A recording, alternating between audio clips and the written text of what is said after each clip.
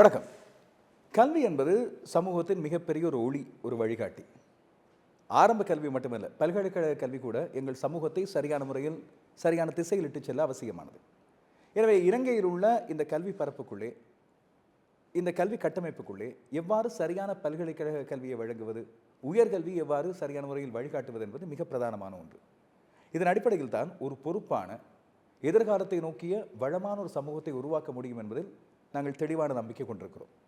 இதன் அடிப்படையில் உருவாக்கப்படுகின்ற education compass இந்த செயற்திட்டத்தின் அடிப்படையில் இலங்கையிலே இந்த பல்கலைக்கழக கல்வியையும் உயர்கல்வியையும் மாணவர்களுக்கு சரியான திசையில் வழங்கி வழிகாட்ட இப்போது தொடர்ச்சியாக செயற்பட்டு வருகின்ற பிரிட்டிஷ் கவுன்சில், அதுபோல் ஸ்லான்சே இந்த அமைப்புகளோடு சேர்ந்து கல்வி அமைச்சம் இணைந்து இந்த கலந்துரையாடலை இன்றைய நாளில் ஏற்பாடு செய்திருக்கிறோம்.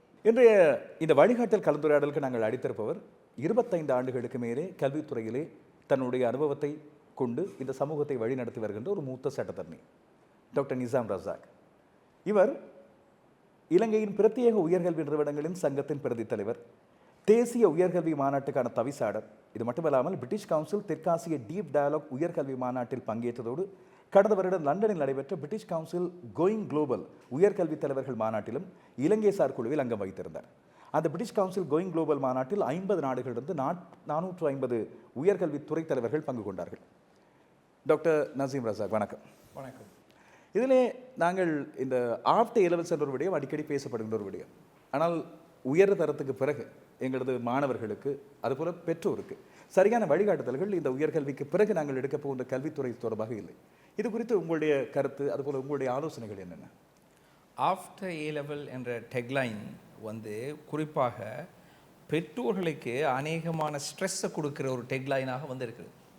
ஏன்னா நம்ம A-level படித்ததுக்கு பிறகு மாணவர்கள் அதுக்கு அடுத்ததாக என்ன செய்கிறதுங்கிறத மாணவர்களை விட பெற்றோர்கள் இவரை என்ன செய்யலாம், எதுக்கு எந்த துறையில் போகலாம்ங்கிற அந்த கேள்விகளுக்கு விடை இல்லாமல் அவள் சிறிது தெளிவில்லாத தன்மை இருக்கிறத நாங்கள் தொடர்ச்சியாக இப்போது பார்த்து கொண்டிருக்கிறோம். இந்த புள்ளி விவரங்களை சொல்லும்போது உதாரணமாக கடந்த ஆண்டு 2,74,000 மாணவர்கள் A-level எடுத்தார்கள், A-level பரீட்சைக்கு தோற்றினார்கள். அதில் 1,77,000 மாணவர்கள் எல்லா பாடங்களிலும் சித்தி எய்தார்கள். அதாவது ஒரு பல்கலைக்கழகத்துக்கு தெரிவாவதற்கு 3 பாடங்களில் அவர்கள் சித்தி எய்த வேண்டும். அந்த 3 பாடங்களிலும் சித்தி எய்த தொகை 1,77,000 பேர். அதாவது பரீட்சைக்கு தோற்றியவர்களில் 64% 64% அவர்கள் பல்கலைக்கழகத்துக்கு அனுமதி பெற தகுதி பெற்றிருக்கிறார். ஆனால் நம்ம நாட்டிலே 17 பல்கலைக்கழகங்கள் இருக்கிறது. அந்த பல்கலைக்கழகங்களிலே ஒரு 45,000 பேரைத்தான் பல்கலைக்கழகங்களுக்குள் எடுக்கலாம். அவர்கள் அதாவது அனுமதி கொடுக்கலாம். அதுக்கான கெப்பாசிட்டி, அதுக்கான அளவு தான் அது செய்யக்கூடிய அந்த கெப்பாசிட்டி அவர்களுக்கு இருக்கிறது. 1,77,000 பேரில் 45,000 பேரை பல்கலைக்கழகத்துக்கு எடுத்தால் மிச்சம் 1,32,000 பேர் இருக்கிறார். இவர்களுக்கு என்ன வழிகள் இருக்கிறது, இவர்கள் எப்படி உயர்கல்வியை தொடரலாம் என்ற கேள்விதான் இந்த ஆஃப்டர் A-level டெக்லைனிலே கிடைக்கின்ற ஒரு விஷயம். நமது தேசிய பல்கலைக்கழகங்கள் தலை சிறந்த பல்கலைக்கழகங்கள். இந்த பல்கலைக்கழகங்களுடைய பாடநெறிகள் சர்வதேச ரீதியாக அங்கீகரிக்கப்பட்ட பாடநெறிகள்.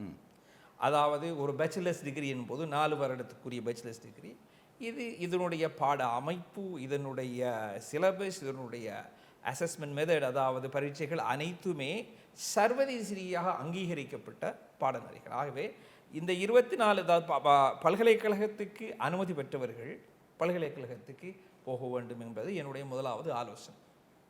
அதுக்கு அடுத்ததாக அரசாங்க பல்கலைக்கழகங்களை தவிர பல்கலைக்கழக ஆக்ட் இருக்குது. அதாவது யூனிவர்சிட்டிஸ் ஆக்ட் 1978, அதாவது 1978க்கான பல்கலைக்கழகக்கான சட்டமூலம். இந்த சட்டமூலத்தின் 25வது பிரிவின்படி அரசாங்கத்தினால் தனியார் கல்வி நிலையங்களுக்கு பட்டம் வழங்கும் அந்தஸ்து கொடுக்க முடியும். பட்டம் வழங்கும் அந்தஸ்து என்றால் டிகிரி அவார்டிங் இன்ஸ்டிடியூட் என்ற சந்தம்.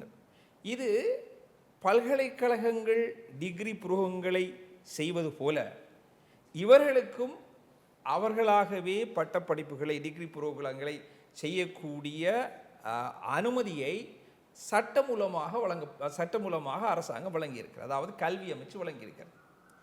இந்த டிகிரி அவார்டிங் இன்ஸ்டிடியூட்ஸ் இவர்கள் இப்போது இந்த இலங்கையில் 32 இன்ஸ்டிடியூட் இருக்கிறது. இப்படி சட்ட ரீதியாக அந்தஸ்து வழங்கப்பட்ட நிலையங்கள் இருக்குது. இந்த 32 நிறுவனங்களும் பல பட்டப்படிப்புகளை வழங்குகிறது. ஆகவே இந்த பட்டப்படிப்புகள், அதாவது பல்கலைக்கழக பட்டப்படிப்புகளுக்கு சமனான பட்டப்படிப்புகள், இவைகள் யுஜிசி யூனிவர்சிட்டி கிராண்ட் கமிஷனால் அங்கீகரிக்கப்பட்ட பட்டப்படிப்புகள், சர்வதேச அந்தஸ்து பெற்ற பட்டப்படிப்புகள். ஆகவே மாணவர்கள் இந்த நான் சொன்ன, அதாவது இந்த 1,30,000 மாணவர்கள், அதாவது பல்கலைக்கழகத்துக்கு அனுமதி பெறாத மாணவர்கள் அதுக்கு அடுத்ததாக இதனை நாடலாம். அதாவது இப்போது 16,000 மாணவர்கள் இந்த நிறுவனங்களிலே அவர்கள் பட்டப்படிப்புகளை மேற்கொண்டு இருக்கிறார்.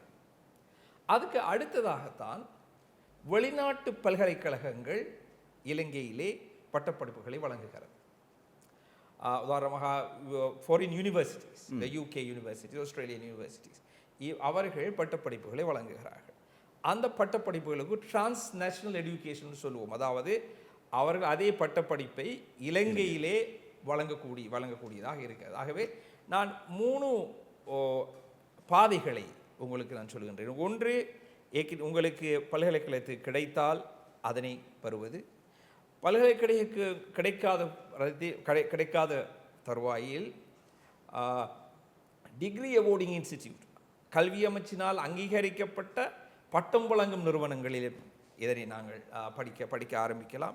அதுக்கு அடுத்ததாக நான் சொல்கின்றேன், அதாவது ஃபாரின் யூனிவர்சிட்டிஸ், வெளிநாட்டு பல்கலைக்கழகங்கள் இலங்கையிலே பட்டப்படிப்புகளை வழங்குகிறது. அந்த பட்டப்படிப்புகளை தொடரலாம். இப்போ இந்த நீங்கள் சொன்ன டிகிரி அவார்டிங் இன்ஸ்டிடியூட்ஸ், அதை நாங்கள் தனியார் பல்கலைக்கழகங்கள்னு சொல்லலாமா?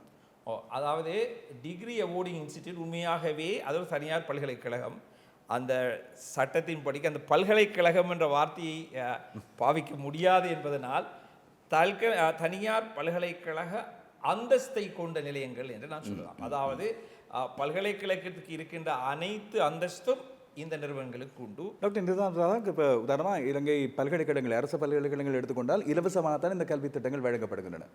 ஆனால் தனியார் பல்கலைக்கழகங்கள் இல்லாவிட்டால் இந்த நிறுவனங்கள் எடுத்துக்கொண்டால் பணம் செலவழிக்க வேண்டியிருக்கிறது. இதற்கு ஏதாவது நிதி ஒத்துழைப்பு அரசாங்கத்தின் மூலமாக நிதி வசதிகள் ஏற்பாடு செய்து கொடுக்கப்படுகின்றனவா? டிகிரி அவார்டிங் இன்ஸ்டிடியூட்டில் படிக்க விரும்புகின்ற மாணவர்கள் வட்டியில்லா கடனுக்காக அப்ளை பண்ணலாம். அதுக்காக அவர்கள் விண்ணப்பிக்கலாம். அதாவது பகிரங்கமாக அதற்கு ஆன நோட்டீஸ் போடப்படும்.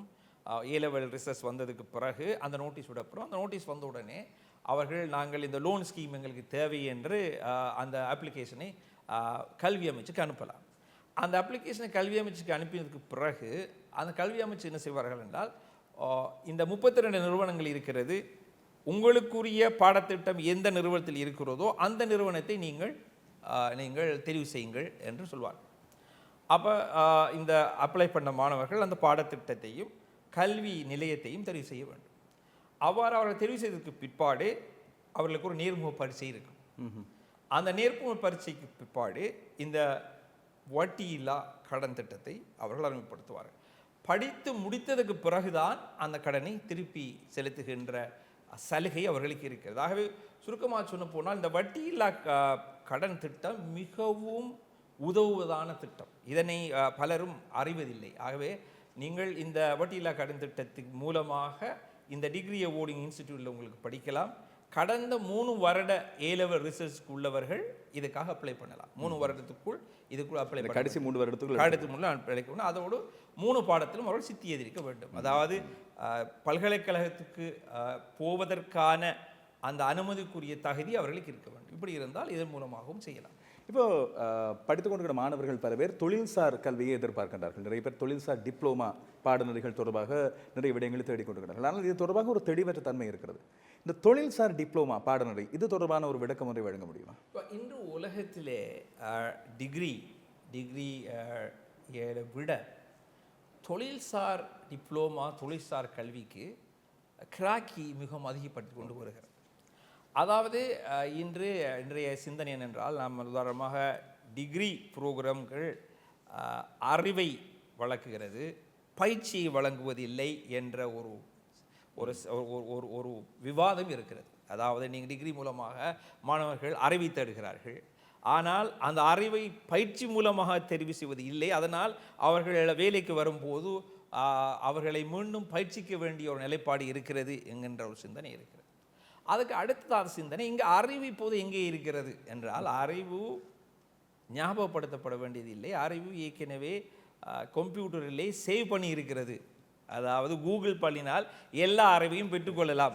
ஆகவே எதற்காக அதை பாடமாக்குவது என்ற ஒரு ஒரு ஒரு ஒரு ஒரு விவாதமும் இப்போது புதிதாக வந்திருக்கு. அதாவது பாடமாக்கி பரீட்சையிலே போய் அந்த 3 மணி நேரத்துக்குள் சொல்லுவது போது சொல்லிவிட்டு வெளியே வந்தால் அது மறந்து விடுகிறது என்ற அந்த அந்த ஒரு விவாதம் இப்போது ஏற்பட்டிருக்கு. அதனால் தொழிற்சால் கல்விக்கு மிகவும் அதிகமான கிராக்கி இலங்கையில் மட்டுமல்ல முழு உலகத்திலுமே இப்போது வந்திருக்கு. அது தொழிற்சால் கல்வியை நீங்கள் சொல்லுவது போல, நீங்கள் இப்போது சொன்னது ஒரு டிப்ளோமா ப்ரோக்ராம் மூலமாக ஆரம்பிக்கலாம்.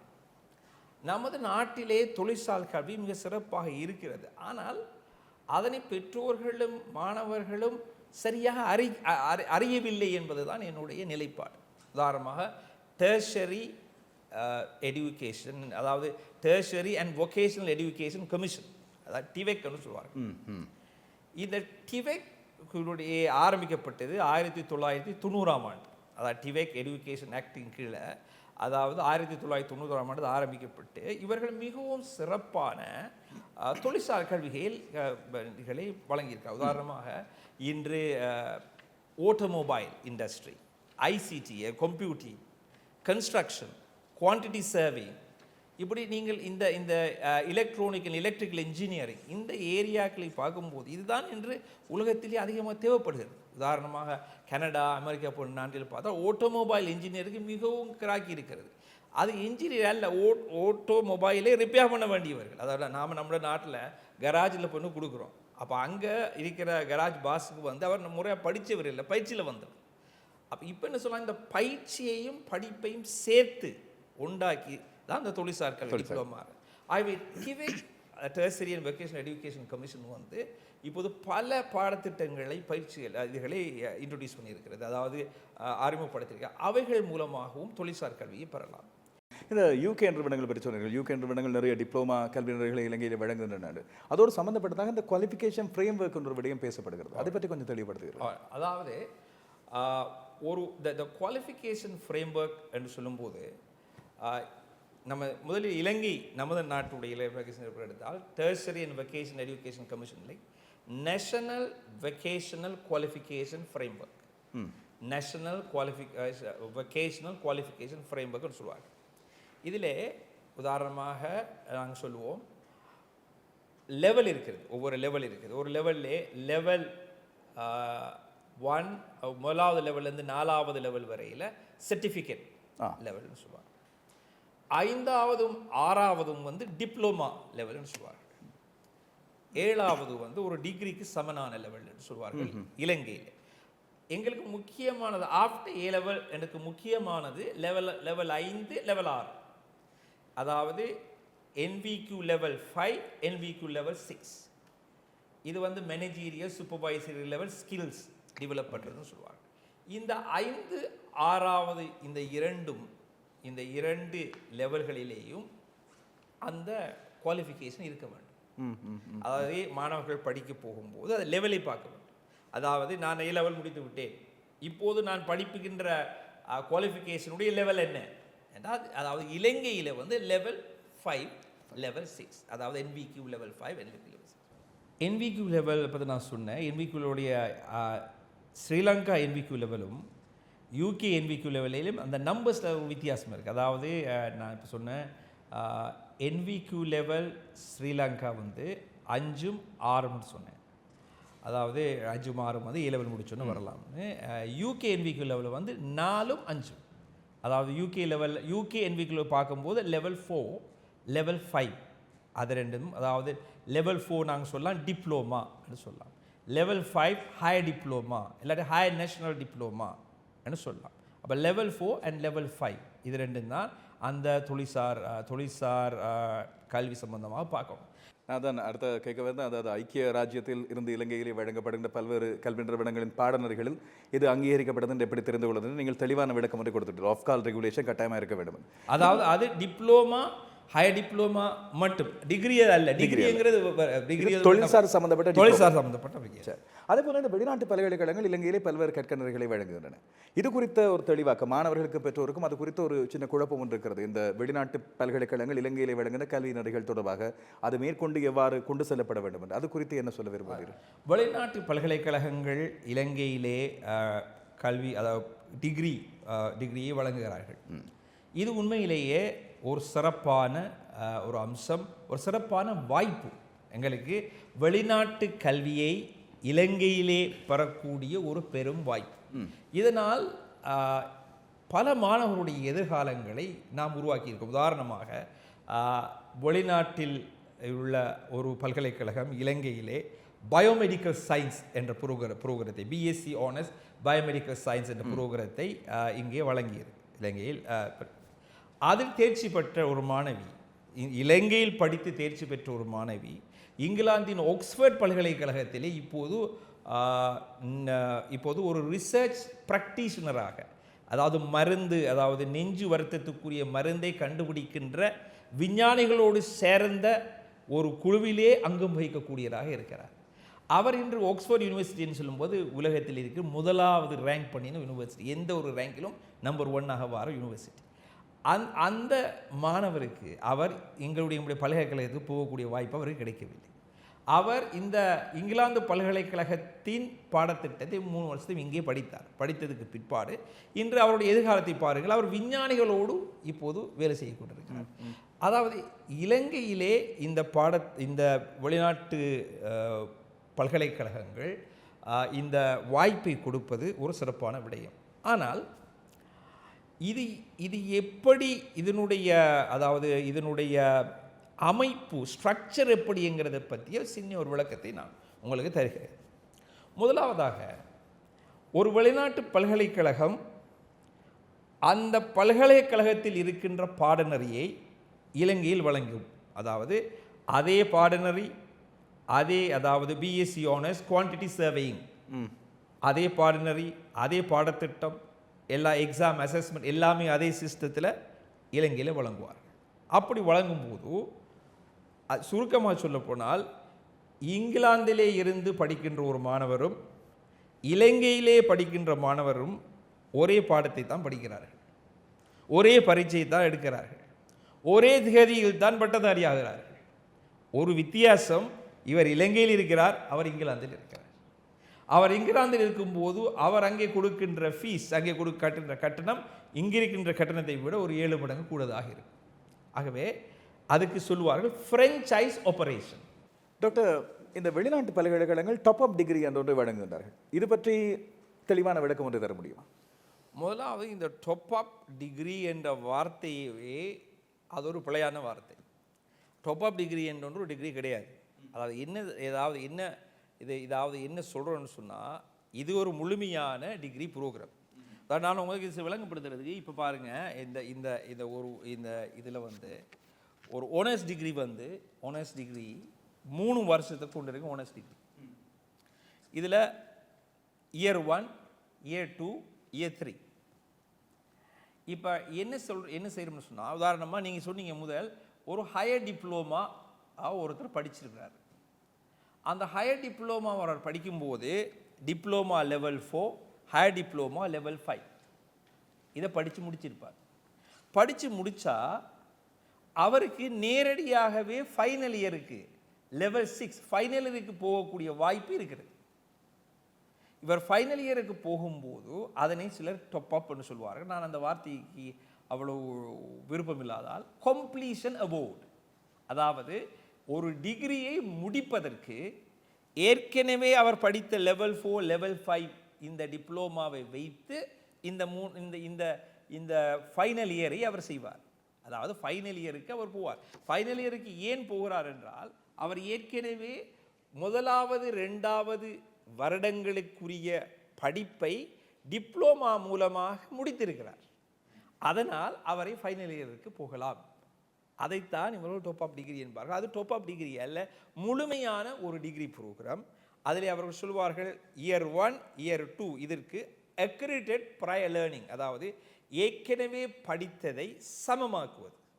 இப்போ நாங்கள் உயர்தரம் சித்தி அடைந்தவர்களை பற்றி, பல்கலைக்கழகம் புகுந்தவர்கள் பல்கலைக்கழகம் கிடைக்காதவர்களை பற்றி பேசுகிறோம். ஆனால் ஒவ்வொரு வருடமும் பெருமளவிலானோர் சித்தி வர தவறுகின்றார்கள். அதுபோல் இப்போது ஒரு நடைமுறை ஒன்று, ஒரு ட்ரெண்ட் ஒன்று வந்திருக்கிறது, உயர்தர கல்வி வேண்டாம், இல்லை உயர்தர பரீட்சை எடுக்க வேண்டாம் என்று.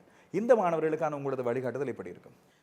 அது குறிப்பாக இந்த மாணவர்கள் இந்த ஃபோன்லே, அதாவது சோஷியல் மீடியா ஃபோன்லே தங்களை கூடுதலாக அதுக்கு அடிமைப்படுத்திக் கொள்வதால் அந்த ஃபோனில் வார எல்லா விஷயத்தையுமே இவர்கள் நம்புகிறார்கள். அதாவது என்ன சொல்கிறாங்களா, A-level தேவையில்லைன்னா அவர்களுக்கு உண்மையாகவே படிப்பதற்குரிய நேரம் இல்லை. ஏன்னா ஃபோனில் ஒரு நாளைக்கு காலையில் எழுப்பினோடனே ஃபோன், இரவு போகும்போது ஃபோன், 5 மணித்தியாலம் ஃபோன் பாவிக்கும் போது அவருக்கு படிக்கிறதுக்கு டைம் இல்லை. அதுக்கு ஒரு காரணம் தான் A-level தேவையில்லை என்கிறது காரணம். A-level கட்டாயம் தேவை. ஆனால் A-level தேவையில்லை என்ற அந்த ட்ரெண்ட் இப்போது கூடுதலாக வந்துவிட்டது. அதாவது அந்த வயசு 16 வயசிலே அது தேவையில்லை என்றது வந்தால் பெற்றார்களுக்கும் மாணவர்களுக்கும் இடையிலே ஒரு சண்டை உருவாகின்ற ஒரு சச்சரவாக வந்துவிட்டது. ஆனால் அந்த அந்த A-level தேவை என்று நான் சொல்வேன். அதே நேரத்தில் முதலாவது நான் ஏற்கனவே சொன்னேன், 2,70,000 மாணவர்கள் A-levelக்கு தோற்றினார்கள். 1,77,000 மாணவர்கள் தான் அதிலே சித்தி பெய்தார்கள். இன்னும் 1,00,000 இருக்கிறார்கள், அவர் சித்தி செய்யவில்லை. அவர்களுக்கு ஒரு வழிகாட்டல் தேவை. A-level தேவையில்லைன்னு சொல்வதை விட A-level எடுக்க முடியாமல் இருக்கிறார்.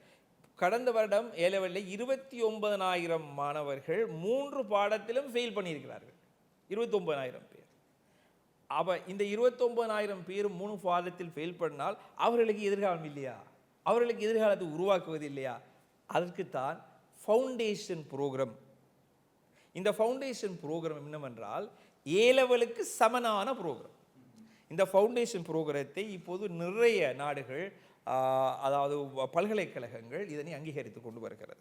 இந்த சிறப்பான ஃபவுண்டேஷன் ப்ரோக்ராம் இருக்குது. நான் ஏற்கனவே சொன்னேன், OFCAL ரெகுலேட்டட் ஃபவுண்டேஷன் ப்ரோக்ராம் இருக்குது. சில பல்கலைக்கழகங்கள் ஃபவுண்டேஷன் ப்ரோக்ராம் தருகிறார்கள். இந்த ஃபவுண்டேஷன் ப்ரோக்ராம் A-levelக்கு சமனானது. ஆகவே ஃபெயிலான மாணவர்களோ அல்லது A-level எடுக்க வேண்டாம் என்ற சிந்தனை உள்ள மாணவர்கள் இந்த ஃபவுண்டேஷன் ப்ரோக்ராம் எடுத்து அதன் மூலமாக அவர்கள் டிகிரிக்கு போகலாம். அதாவது நான் ஏற்கனவே உங்களுக்கு காட்டினேன் லெவல் 4, லெவல் 3 ஃபவுண்டேஷன் ப்ரோக்ராம். அப்போ லெவல் 3 ஃபவுண்டேஷன் ப்ரோக்ராம் போனால் டிகிரிக்கு போகலாம். அதாவது இது மாற்று முறையாக போகலாம். சில மாணவர்கள் 2 வருடம் A-level செய்ய வேண்டும். அதன்படியால் 1 வருடத்தில் ஃபவுண்டேஷனை பிடித்து விட்டு லெவல் 4க்கு போகிறார்கள். அப்படி போன மாணவர்கள் நிறைய போது இருக்கிறார்கள். Doctor Nizam Razak, after A-levels என்று வரும்போது பெற்றோருக்கும் மாணவருக்கும் சேர்த்து நீங்கள் சொல்லக்கூடிய சுருக்கமான ஒரு வழிகாட்டுதல் என்ன? முதலாவதாக மாணவர்கள் அவர்கள் எந்த ஒரு ஃபீல்டை விரும்புகிறார்கள் என்பது முக்கியம். அதாவது you must like what you do and you do what you like. அதாவது நீங்கள் பெற்றோர்கள் தமக்கு தண்ட விருப்பத்தை மாணவர்களுக்கு திணிக்கக்கூடாது. அவர்களுடைய டேலண்டை அவர்கள் ஐடென்டிஃபை பண்ணணும். ஒவ்வொருத்தருக்கும் ஒரு டேலண்ட் இருக்குது. அந்த டேலண்ட்டு மாணவர்களுக்கு தான் தெரியும், அவர்கள் விருப்பத்துக்கு தெரியும். உதாரணமாக இன்னொருத்தர் குவான்டிட்டி சேவை செய்கிறார், அவர் கூட சம்பளம் எடுக்கிறார் என்னத்துக்காக குவான்டிட்டி சேவை செய்யக்கூடாது. உங்களுக்கு விரும்பிய எந்த துறை உங்களுக்கு விருப்பமோ அதனை முதலில் செலுத்த வேண்டும். உதாரணமாக உங்களுக்கு ஃபேஷன் டிசைன் விருப்பம், அல்லது உங்களுக்கு உதாரணமாக ஃபுட் சயின்ஸ் விருப்பம், ஃபுட் சயின்ஸ் அண்ட் நியூட்ரிஷன் விருப்பம் என்று சொல்லும்போது முதலில் மாணவர்கள் அந்த ஏரியாக்களில் இலங்கையில் படிக்க முடியுமா, அதில் எப்படிப்பட்ட ஜாப் ஆப்பர்ச்சுனிட்டி இருக்கிறதுங்கிறத மாணவர்கள் அறிய வேண்டும். அதை பெற்றோர்களோடு சேர்ந்து அதை கலந்துரையாசி முதலாவது தான் படிக்கின்ற ஃபீல்டை ஃபைனலைஸ் பண்ணணும், முடிக்கணும். அதுக்கு பிறகு நிச்சயமாக ஆராய்ச்சி செய்யும். அவசரப்பட்டு ஒரு உயர்கல்வி போய் போட வேண்டிய அவசியம் இல்லை. அதாவது ஃபுட் சயின்ஸ் அண்ட் நியூட்ரிஷன் சொல்லுவோம், நான் நியூட்ரிஷன்ஸில் வரலாம். அப்படி இது சம்பந்தமாக ஒரு ஆராய்ச்சிகளை செய்து டிஸ்கஸ் பண்ணதுக்கு பிறகு சரியான ஒரு உயர்கல்வி நிலையத்தை நீங்கள் செலக்ட் பண்ண வேண்டும். அந்த உயர்கல்வி நிலையத்தை நீங்கள் செலக்ட் பண்ணும் போது அந்த உயர்கல்வி நிலையத்தினுடைய அது எந்த ஸ்டேட்டஸை நீங்கள் செக் பண்ண வேண்டும். அது என்ன ஸ்டேட்டஸ்க்குரியதா, டிகிரி ஓடிங் இன்ஸ்டிடியூட்டா, டிவைக்கில் ரெஜிஸ்டர் பண்ணியிருக்கிறாங்களா, அவங்க யூனிவர்சிட்டியோட பார்ட்னர்ஷிப் அந்த யூனிவர்சிட்டியுடைய முழுமையான இளைஞருடைய பார்ட்னராக இருக்கிறார்களா என்கிறத பற்றி ஒரு ஆராய்ச்சி பண்ண வேண்டும். அதாவது நான் முதலாவது சொன்னேன், நீங்கள் விரும்புகிறத தான் படிக்கும். ரெண்டாவது அந்த விருப்பத்துக்கும் இலங்கையிலே அல்லது தொழில் வாய்ப்புகளை பற்றி பார்க்கணும். மூன்றாவது அதோடு சம்பந்தப்பட்ட உயர்கல்வி நிலையத்தை நன்றாக ஆராய்ந்து அந்த நிலையத்தை நீங்கள் பெற வேண்டும். இதுதான் என்னுடைய உங்களுக்கு நான் சொல்லுகின்ற அறிவுரை. டாக்டர் நிசாம் ரசாக், மிகப்பெரிய ஒரு வழிகாட்டுதலை ரொம்ப இலகுவான அழகான தமிழில் வழங்கி இருக்கின்றீர்கள். பல பேருக்கு இது பற்றிய தெளிவாக்கங்கள் குழப்பங்கள் இருந்திருக்கும். ஆஃப்டர் ஏ லெவல்ஸ் என்று சொல்லப்படுகின்ற விடயமானது ஒரு தெளிவற்ற சூழ்நிலை இருந்த நிலையத்தில் நீங்கள் மிகச்சிறப்பான முறையில் வழிகாட்டுதலை வழங்கியிருந்தீர்கள். இந்த நேரத்தை எடுத்து இந்த வழிகாட்டுதலை வழங்கியதற்கு எங்களது மனமார்ந்த நன்றிகள்.